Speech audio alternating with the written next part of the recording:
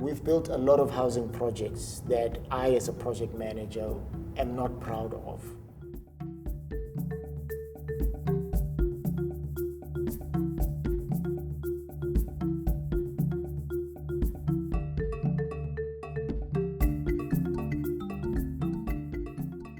The City of Cape Town, as it partnered with the implementing agent, Peer Africa, to plan and implement the iEEECO concept or methodology in the Witsand housing project, has in principle committed itself to the iEEECO methodology. Although a lot of the iEEECO methodology is aimed at energy efficiency, the real benefits are to be realized in the improved health as reported by the occupants. There was a general plan when we first came to Witsand in 2000. And this was a plan that was provided by the town planning organization within the city at the time. Now, there were a couple of things that, let me say, created an opportunity for us with that existing plan. The first thing was that the community was not involved in the actual creation of the plan. These plans are done generally in an office without the community having input. So part one of iEEECO is to try to sit down with the people who are going to inherit the site itself and engage them and give them capacity to be able to come and sit around the table and provide their input.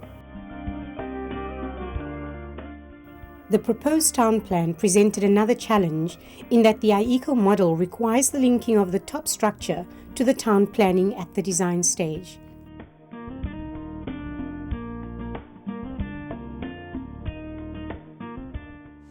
Okay, shortly after I returned from those meetings in South Africa. Dr. Lilia Abram, who's really the brains behind what we do, she also encouraged us to bring experts in and look at models of houses and look at various types of green town plans. Those things all happened in parallel. The Integrated Energy Environment Empowerment Cost Optimization Process, or iEEECO, is a development methodology that combines key elements such as sustainable energy, environmentally friendly development, and community empowerment in a manner that makes best use of the available funds.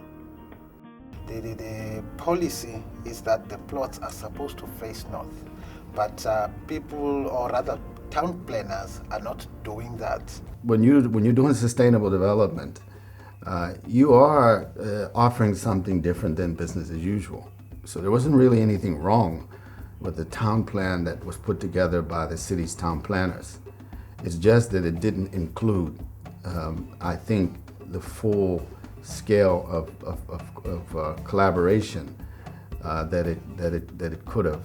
A town planner had to be appointed to go and relook at these densities, but also bearing in mind the north-facing orientation of those stands. And the reason why we did it is because we were confident that a more consultative town planning process would ultimately be accepted. And we were confident that the impact of what we were doing was going to have such a long-term positive effect for the city and the beneficiaries. When we received the applications for Witsand, we hadn't been involved in the process and the development of the plans, so we kind of got them cold, and so we used the standard urban design principles to apply to that. So at the time of receiving the plans, we weren't aware of the logic for the location of buildings, and I think that's where some of the challenges came in with the project. The planners that are processing this application, of course, know that is the requirement of the municipality, that they must make it sure that everything is done correctly. There's certain urban design criteria or principles that one likes to keep in place. So in terms of our initial assessment of the application, we applied those standard principles. We had some slight objection from special planning from the City of Cape Town, where they came on board and said, wait, we cannot approve this project. Why all the houses are facing north? So there was a short period which affected us for 6 months delay on our project. The main one affecting the Witsand application was the principle of active interfaces onto streets. The reason for that is that it encourages what is known as passive surveillance. So by orientating buildings in a certain way, one ensures that there are always people looking over the street, which improves safety of those streets. They didn't want to approve it until such time the whole project team has to give them a presentation on why our houses are facing north. This is iEEECO. A workshop was called together after our negative comments.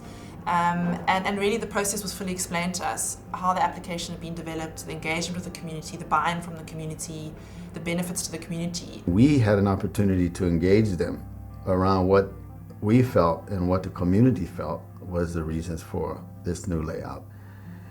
The discussion led to a mutually beneficial conclusion. Based on those inputs and the community engagement and community buy-in to the passive solar heating, I think there was an understanding from our side that possibly we needed to relax the pure urban design principles for what was beneficial for the community. Now the infrastructure obviously has to tie in with this, with these iEEECO principles, and luckily on this project the contours, the orientation of the original main roads suited us. So it hasn't been a very difficult task to fit in with the iEEECO principles, but it's been certainly different to a fairly standard town plan. 20% of the houses were built and the city was satisfied in how the iEEECO methodology was able to deliver the finished product with a lot of lessons learned. Because that was successful, the City of Cape Town agreed that we could proceed to phase 2, and the phase 2 was now the huge version for the rest of the Witsand project. It encompassed another close to 1,800 properties. During the construction phase, the process requires ongoing monitoring, evaluation, report verification, and certification. This is done through organizations such as the National Home Builders Registration Council, or NHBRC.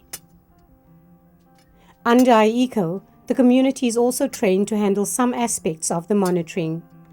My view on iEEECO from a personal perspective is that it's certainly positive. I think based on the research that they've done in terms of the impacts of their initiatives on the community, there certainly seem to be positive benefits. What I've learned is that it is possible to have all the plots facing north, something I never thought of before. My impression of new plan is it's the best we could get given all of the constraints. If I had to do another one, lessons learned from this one, it would be better. I think they need to just, make an instruction or give an instruction and say maybe 30% of projects that must be rolled out must just comply to iEEECO. We would like to finally complete the entire Witsand iEEECO housing project and then go into a process where we can take the iEEECO methodology and make it part and parcel of our planning and design and implementation methodology.